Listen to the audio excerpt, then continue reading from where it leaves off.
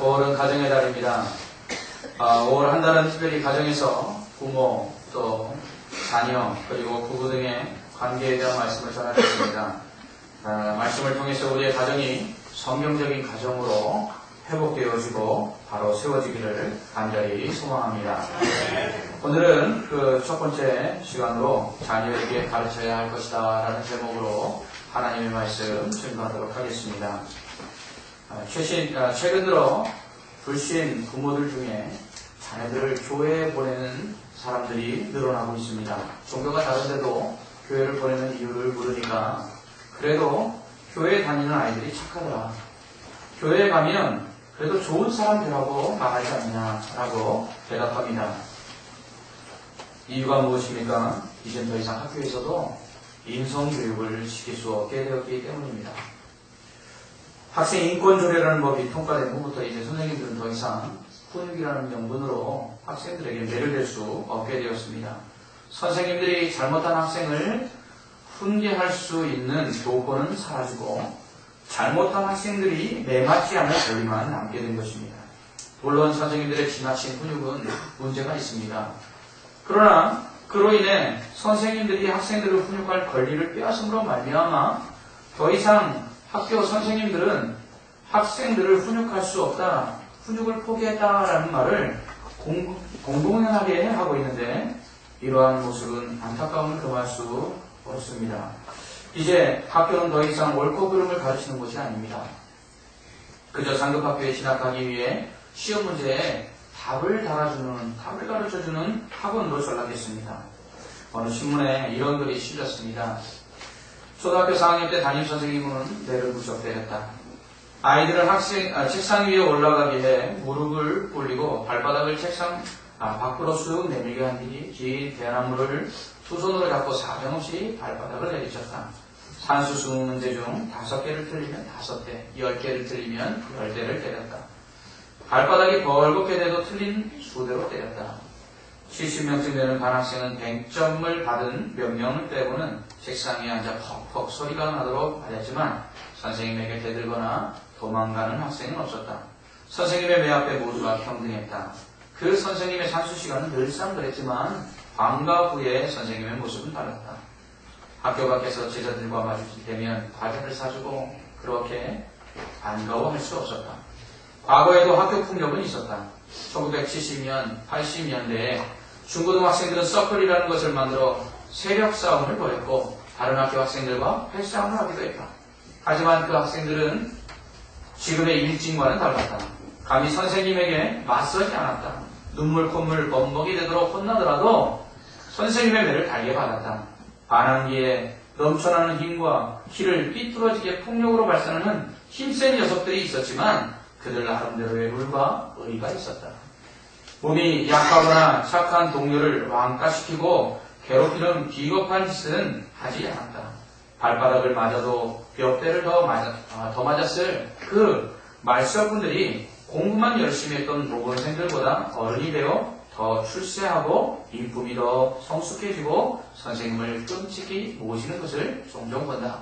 선생님에게 맞았던 매가 스승의 사랑으로 축적돼 있기 때문일 것이다. 선생님의 매가 사랑의 매입니다. 잠언 13장 24절은 이렇게 말합니다. 매를 아끼는 자는 그의 자녀를 미워합니다. 자식을 사랑하는 자는 근실이 징계합니다. 라고 말씀합니다. 히브리서 12장 6절에서 8절 말씀을 보면 주께서 그 사랑하시는 자를 징계하시고 그가 받아들이시는 이마다 채찍질하시며 하였으니 너희가 참음은 징계를 받기 위함이라. 하나님의 아들과 같이 너희를 대우하시나니 어찌 아버지가 징계하지 않는 아들이 있으리요. 징계는 다 받는 것이오늘 너희에게 없으면 사생하여 신 아들이 아닙니다. 성경은 이처럼 하나님도 우리를 때리신다고 말씀합니다. 사랑하시기 때문이죠. 또한 부모도 자식을 때린다고 말합니다. 사랑하기 때문이라고 말합니다. 그런 의미에서 저는 부모의 매나 또 선생님의 매가 이유 없이 정당화되어야 된다고 말씀드리는 것은 아닙니다. 분명 옳고 그름을 가르쳐야 한다는 말이죠. 이 시대가 정의가 없는 이유도 바로 그런 이유 때문입니다. 점점 아이들을 키우기가 힘든 세상이 되었습니다. 최근 들어 친구를 집단으로 때려 숨지게 하는 사건이 연이어 발생하고 있습니다. 며칠 전에는 사람들이 많은 공원에서 10대들이 20대 대학생을 흉기로 찔러 죽였습니다. 그리고도 뉘우치는 것이 없습니다. 인면수심입니다. 인성이 파괴되었습니다. 사람의 모습은 하고 있으나 더 이상 사람이 아닙니다. 윤리와 도덕이 땅에 떨어졌습니다. 우리도 미국처럼 언제 학교에 들어가 총기를 난사하는 일이 일어날지 모르는 세상을 살고 있습니다. 다음 세대들이 주인공이 되는 다음 세상은 어떤 모습일까요? 걱정이 더 앞서기만 합니다. 그렇다면 우리의 다음 세대들이 주인공이 되는 세상이 보다 아름답고 희망적인 세상이 되게 하려면 어떻게 해야 할까요? 어떻게 하면 우리의 다음 세대들이 정말 훌륭한 인재들이 되어 아름다운 세상을 만들고 행복한 삶을 살 수 있게 만들 수 있을까요? 그것은 자녀들에 대한 교육에 달려있음을 신명기 6장은 가르쳐주고 있습니다. 먼저 자녀는 하나님의 주신 상이요 선물임을 기억해야 합니다. 시편 127편 3절은 보라 자식들은 여호와의 기업이요 태의 열매는 그의 상급이로다 라고 말씀하고 있습니다. 자녀는 하나님께서 주신 상입니다. 여러분 상 받으면 얼마나 좋습니까? 그런데 여기서 상이라는 말은 유산이라는 말과 같은 뜻입니다. 자식들을 여호와의 기업이라고 오늘 본문은 말하는데요. 여호와의 기업이라 할 때 그 기업이 바로 유산이요 상속입니다. 그러니까 하나님께서 주신 태의 열매, 그 자식은 유산이라는 것입니다. 왜 유산일까요? 여러분, 유산은 자식들에게 부모가 물려주는데 잘해서 물려주는 게 아니거든요. 왜 물려주죠? 자식이니까 물려주는 것입니다. 그렇습니다. 여기서 자녀라는 것은 하나님께 잘해서 받는 상이 아니라요. 하나님께서 유산처럼 우리에게 주시는 선물이라는 뜻입니다. 그러므로 자녀는 하나님께서 우리에게 주신 선물이죠. 여러분, 유산은 어떻습니까? 많이 받으면 많이 받을수록 좋습니다. 자녀도 이와 같이 많으면 많을수록 좋다고 성경은 말씀합니다. 물론 어르신들 그런 말씀합니다. 가지 많은 나무에 바람 잘라 없다. 그래서 자녀가 많으면 많은 대로 걱정이다. 하지만 오늘 성경은 자녀가 많은 것이 복이라 하고 말합니다. 젊은 자의 자식은 장사의 주중에 화살 같으니 이것이 그 화살통에 가득하는 복대로다.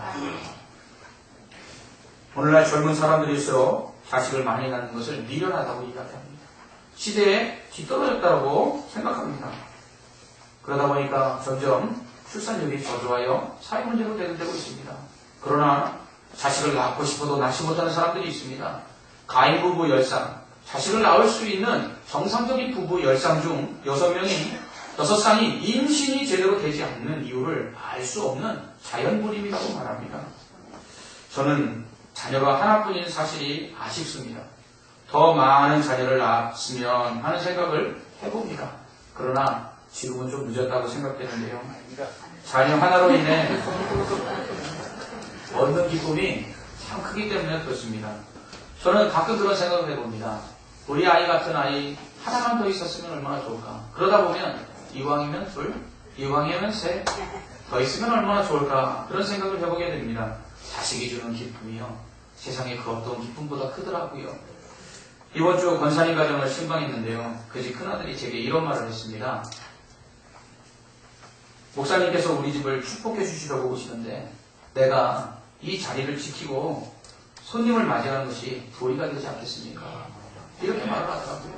그 아들은 아직 신앙이 없어서 자신이 아직 예수님을 믿지 않는다라고 저한테 고백을 하더라고요.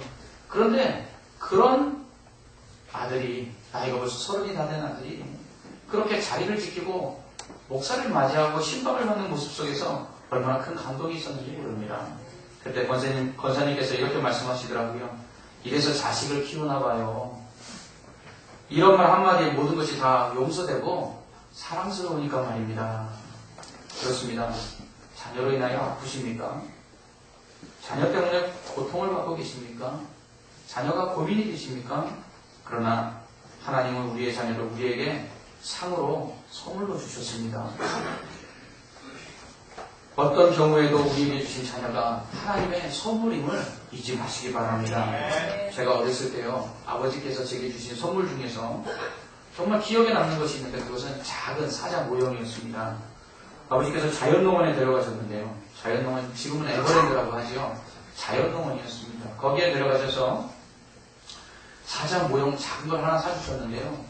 그거를 얼마나 제가 좋아했는지 한 1년 동안 정말 주머니에도 넣고 항상 잘 때도 가지고 자고 그것을 손에서 놓지 않았던 기억이 있습니다. 얼마나 가지고 놀았던지 사자가 나중에 보니까 이게 사자인지 아닌지 알 수 없을 정도로 시커매지고요. 그리고 다리는 조금 부러지고요. 그랬더라고요. 그런데도 제가 1년 동안 그것을 얼마나 애지중지하고 좋아했는지 모릅니다. 생각해보니까요. 그 이유는 첫째, 아버지가 사주셨기 때문입니다. 이유는 잘 모르겠어요. 근데 아버지가 사주셨다는 게 너무너무 그때 자랑스럽고 감격스러웠었어요. 그래서 저는 그 사자의 인형이 너무 좋았어요. 두 번째로는요, 남들이 가지고 있지 않은 것이었기 때문에 너무너무 좋았습니다. 세 번째로는요, 그것을 가지고 놀다 보니까 어느덧 너무 정이 들어서 나중에는 그것이 없으면 이상하더라고요. 여러분, 자녀도 이와 같습니다. 하나님께서 주셨기 때문에 좋은 것입니다. 그 누가 준 것이 아니라 바로 하나님께서 나에게 주셨기 때문에 좋은 것입니다. 두 번째로 그 자녀는 특별한 자녀입니다. 다른 누구에게도 주지 않은 나에게만 주신 특별한 자녀이기 때문에 좋은 것입니다. 물론 때로는 너무 특별해갖고 속을 썩이는 경우도 있지만 다른 누구도 가지고 있지 않은 특별한 자녀이라는 것입니다. 또한 우리의 자녀가 우리에게 좋은 것은 우리가 그 자녀를 키우다 보면 정말 뗄 수 없는 정과 사랑을 가지게 되기 때문입니다. 그러므로 여러분들 자녀를 여러분들 사랑하십시오. 그리고 자녀에 대하여 원망하지 마십시오. 만약 자녀에 대하여 원망한다면 그것은 하나님에 대한 원망이기 때문에 그렇습니다. 하나님 왜 나에게는 이런 자녀를 주셨습니까? 하고 자녀를 불평하는 것은 하나님에 대한 원망입니다. 또한 자녀를 다른 사람의 자녀와 비교하지 마십시오. 왜냐하면 하나님께서는요, 나에게만 특별히 그 자녀를 주셨기 때문에 그렇습니다. 다른 사람에게서는 찾을 수 없는 자녀, 그 자녀가 바로 우리의 자녀라는 것입니다. 또한 자녀를 더욱 사랑하십시오. 자녀를 사랑해서 잘 양육할수록 우리는 내 자녀가 얼마나 사랑스러운 존재인지를 알게 됩니다. 저희 아이가 태어났을 때 사실 실감이 나지 않았어요. 저 아이가 내 아이다, 내가 아빠가 됐구나 라는 것이 실감이 나지 않았는데 아이를 목욕시키고 기저귀를 갈아주고 우유를 먹이고 이렇게 키우다 보니까요, 정말 이 아이가 내 아이구나 라는 실감이 나더라고요. 여자아이인데도 불구하고 제가 얼마나 오랫동안 아이를 씻겼는지 제 아이가 초등학교 들어가서도 목욕탕에 목욕을 하고 있는 저에게로 문을 열고 들어와서 아빠하고 목욕할 거야 이럴 정도로 아이가 저하고 목욕하는 걸 그렇게 좋아했습니다. 그때마다 저는요, 화들짝 놀라기도 했지만 제 마음속에 야, 정말 이래서 자녀가 크는구나, 저 녀석이 이렇게 아빠를 좋아하는구나 그러면서 얼마나 마음속에 기쁨이 있었는지 모릅니다. 이렇듯 자녀는 하나님의 상급이요 선물입니다. 우리에게 주신 모든 자녀들이 하나님의 상급이요 선물임을 인정하고 하나님 앞에서 감사로 받으시고 잘 양육하셔서 그 자녀로 인해서 더 큰 기쁨과 더 큰 행복을 맛보시길 바랍니다.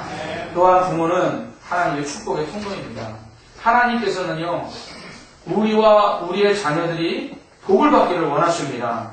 그런데 이러한 하나님의 복이요, 한 세대에서 아니면 다음 세대에서 끝나는 것이 아니라 그 다음 세대로 계속해서 이어지기를 원하고 계십니다.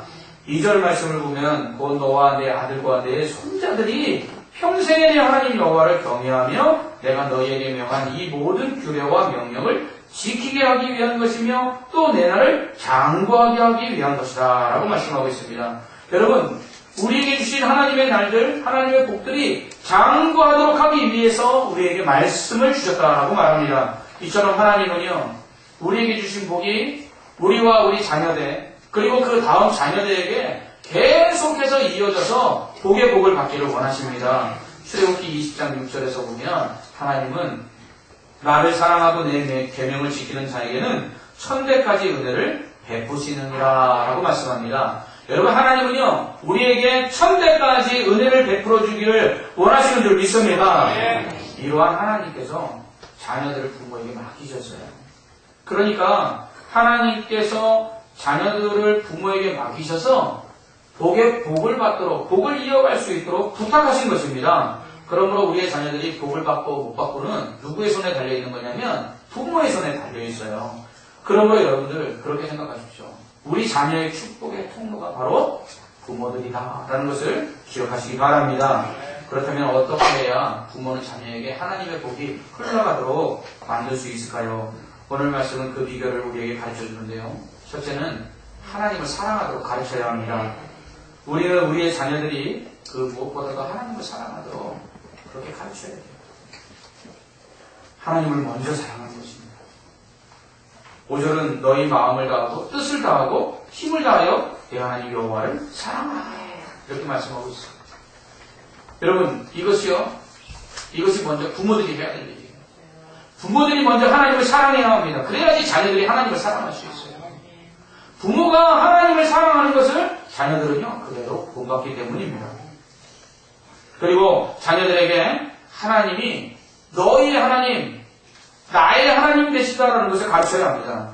여러분요, 자녀들이 하나님도 알고요, 예수님도 알고요, 그리고 하나님이 전능하시다는 걸 알고요, 그리고 그 하나님께서 우리를 도우신다는 것을 알고 있어요. 그런데 많은 젊은 세대들이 이 하나님을요, 다른 사람의 하나님은 될지 모르지만 자신의 하나님으로 인정하지 못하는 것이 안타까운 현실이라는 것입니다. 하나님에 대하여 많은 것들을 알고 있어요. 그러나 진정 자기 자신이 그 하나님의 도움이 필요하다는 것을 인정하지 못합니다. 그래서 하나님께 나아가지 못하고 하나님을 의지하지 못하는, 곧 하나님을 나의 하나님으로 인정하지 못하는, 어머니의 하나님이 될 수 있고 아버지의 하나님이 될 수 있지만 나의 하나님이 된다는 것을 인정치 못하는 사람들이 너무나 많다는 것입니다. 여러분, 이렇게 되면 하나님 아닌 다른 것들을 사람들이, 우리의 자녀들이 의지하게 됩니다. 요한일서 2장 15절은 이 세상이나 세상에 있는 것들을 사랑하지 말라. 누구든지 세상을 사랑하면 아버지의 사랑이 너희 안에 있지 아니하다 라고 말씀하고 있습니다. 하나님 아닌 다른 것들을 의지하고 사랑할 때 그것이 우상숭배입니다. 이러면 어떻게 하나님께서 우리의 자녀들에게 복을 주실 수 있겠습니까? 그러므로 우리의 자녀들에게 무엇보다도 하나님을 자신의 하나님으로 믿고 섬길 수 있도록 가르쳐야 합니다. 이것이 우리 자녀들이 복을 받고 그리고 그 복이 다음 세대로 이어지는 비결이라는 것이죠. 둘째로 하나님의 말씀을 부지런히 가르쳐서 기억하게 해야만 합니다. 하나님만 사랑하고 하나님만 섬긴다는 것은 하나님의 말씀에 순종한다는 것을 의미합니다. 하나님의 말씀에 순종하기 위해서는 먼저 하나님의 말씀을 알아야죠. 그러므로 부모는요, 자녀들에게 하나님의 말씀을 열심히 가르쳐야 합니다. 가르치되 부지런히 가르쳐야 합니다. 그저 교회만 왔다 갔다 하면 다 되는 것처럼 생각해서는 안 됩니다. 자녀들이 정말 하나님의 말씀을 잘 깨닫고 그 말씀을 믿고 있는지, 그 말씀을 실천하고 있는지 수시로 확인하고 그리고 가르쳐야 합니다. 7절 9절은 내 자녀에게 부지런히 가르치며 집에 앉아 있을 때이든지 길을 갈 때이든지 누워있을 때이든지 일어날 때이든지 이 말씀을 강론할 것이며 너는 그것을 내 손목에 메어 기호를 삼으며 내 미간에 붙여 표를 삼고 또 내 집 문설주와 바깥문에 기록할지니라 라고 말씀합니다. 여러분, 길을 갈 때에도요, 그리고 누워있을 때에도요, 그리고 일어날 때에도요, 하나님의 말씀을 자꾸 듣게 하고요, 가르쳐야만 합니다. 성경 구절을 손목에 메어 읽게 하고요, 그리고 양 미간에 표를 붙이고 또 문에 기록하여 그것을 암기하도록 만들라고 말합니다. 우리는 흔히 자녀들이 주일학교 선생님이나 교육자들을 통해서 말씀을 잘 배우고 있을 거라고 생각합니다. 그리고 자녀의 신앙교육은 교회가 맡아서 해야 된다라고 다 이름해버립니다. 그래서 교육자들과 선생님들에게 자녀의 신앙교육을 다 맡기고서는 부모들이 해야 될 신앙교육의 책임들을 잊어버립니다. 그러나 여러분 분명히 기억해야 할 것은 자녀에 대한 신앙교육의 제1차적인 책임자는 부모라는 사실입니다. 부모가 하나님의 말씀을 가르쳐야 되고요. 교육자나 선생님들은요, 교회 주일학교 선생님들은 그 자녀에 대한 신앙교육의 보조자임을 기억해야 합니다. 제자훈련을 받게 되면 60개 성경 구절을 암송합니다. 처음에는 암송이 힘든데요, 나중에는 암송이 제일 쉽다라고 말씀하시더라고요. 물론 다른 과제들이 암송보다 훨씬 더 어렵기 때문에 암송이 제일 쉽다라고 말합니다. 그러나 이제는 정말 암송을 잘하십니다. 훈련생들의 대부분 연세가 어떻게 되냐면 평균이 거의 50대 후반에서 60대예요. 그렇기 때문에 이 성경 암송이 쉽지 않지요. 그리고 훈련생들 중에는 전신마취 수술을 여러 번 하셔서 암송이 잘 안 되는 분이 계세요. 저도 이것을 경험해서 압니다. 저도 다리 수술을 하느냐고 전신마취를 2번 해봤는데요. 마취하고 나서 정말 저 똑똑했거든요. 그런데 암기력이 많이 떨어졌어요. 그래서 훈련생들이 수술을 많이 해서 암송이 잘 안 됩니다 하는 것을 제가 잘 알고 있습니다. 또한 훈련생들 중에는요, 외우면 외우는 대로 잊어버리는 그러한 질병으로 인해서 잘 암송이 안 되는 분이 계세요. 그런데 이분이 암송을 제일 잘하세요. 어떻게 암송하시느냐면요, 이분은 성경 구절을 집에다 붙여놓고 늘 언제나 그것을 외우시고요. 그리고 성경 구절을 쪽지에다 적어서 주머니에다 넣고 다니면서 식사를 해도 그것을 외우시고, 그리고 길을 걸어갈 때도 외우시고, 그리고 교회에 오셔서 봉사하시다가도 틈만 나면 그것을 외우세요. 그러니까 그분이 제일 잘 외우세요. 물론 외우시고 난 다음엔 곧바로 잊어버리는 부작용이 있지만, 그러나 정말 열심히 잘 외우십니다. 여러분, 우리의 자녀들이 하나님의 말씀을 잊지 않고 그 말씀에 순종하도록 하기 위해서는 말씀을 늘 외우도록 가르쳐야 합니다. 제가 우리 아이 영어 공부를 가르치다가 방법을 생각했어요. 어떻게 하면 이 아이가 영어를 잘할까? 그래서 매일같이 문자로 영어 단어 3개에서 4개를 메시지로 보내줬습니다. 그리고 저녁 때가 되면 확인하고요. 그리고 토요일이 되면 일주일간에 보내준 영어 단어를 시험을 쳤어요. 그랬더니 영어 단어를 잘 외우더라고요. 그런데 오늘 이 말씀을 준비하면서 제가 부끄러웠어요. 뭐냐면 아이에게 영어 단어를 외우도록 하기 위해서 매일같이 문자를 보냈는데, 과연 목사가 자녀에게 하나님의 말씀을 외우도록 문자는 몇 번이나 보내는 거예요. 생각해보니까 부끄럽더라고요. 한때에는 저희도 냉장고와 싱크대에 성경 암송 문제들을 붙여놓고 온 가족이 함께 외웠던 적도 있습니다. 그런데 어느덧 아이가 점점 커갈수록 목사도 세상 공부가 먼저가 돼서는 하나님의 말씀을 외우는 것을 가르치지 않고 있는 제 모습을 보면서 저도 많이 반성을 했습니다. 부목사 시절 안식년을 맞아서 한 달 쉬는 동안에 큰 교회들을 탐방하며 예배를 드린 적이 있습니다. 가족들이 함께 예배를 드리는데요, 특별히 영락교회에 갔을 때 감동적인 것이 있었어요. 무엇이냐면 광고 시간이 됐는데 광고를 끝나자마자 사회를 보시는 목사님께서 저희 다 함께 이번 주 암송 구절을 외우겠습니다 그러시는 거예요. 보니까 그 교회는요, 매주마다 새로운 암송 구절을 주고에 대해서 일주일 동안 외웠다가 다음 주 예배 드릴 때 온 성도들이 광고 시간에 같이 암송을 하는 거예요.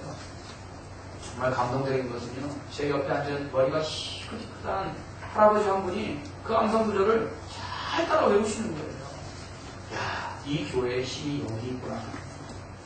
우리가 큰 교회들 말하는데, 야, 큰 교회의 힘이 바로 여기 있구나 하는 것을 배웠어요. 여러분, 사람은요, 생각이 그 사람을 지배합니다. 그러므로 그 사람의 생각 속에, 마음 속에 무엇이 있느냐에 따라서 그 사람의 행동이 결정되고 삶의 방향이 결정되는 것입니다.